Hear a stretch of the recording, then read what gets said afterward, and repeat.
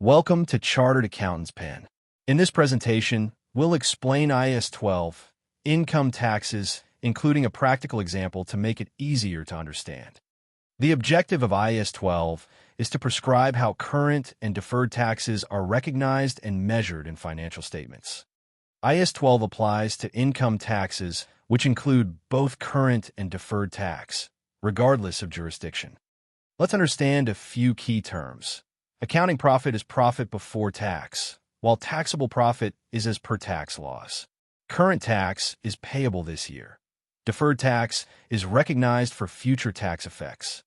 Deferred taxes are based on temporary differences, which are differences between an asset's or liability's carrying amount and its tax base. Deferred tax liabilities are always recognized for taxable temporary differences. Deferred tax assets are recognized only when it is probable there will be future taxable profits.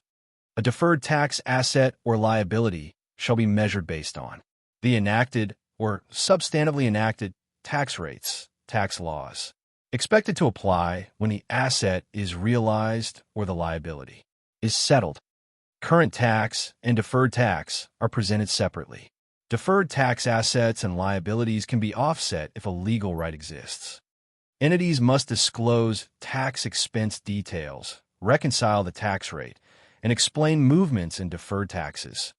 Let's look at a practical example. ABC Limited buys equipment for 1 million rupees. Accounting depreciation is 200,000 per year, but tax law allows 400,000. This creates a temporary difference of 200,000, resulting in a deferred tax liability of 60,000 rupees.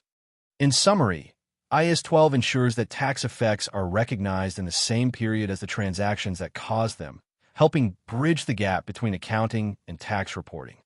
Thanks for watching Chartered Accountant's Pen. Please subscribe and hit the bell icon for more accounting insights.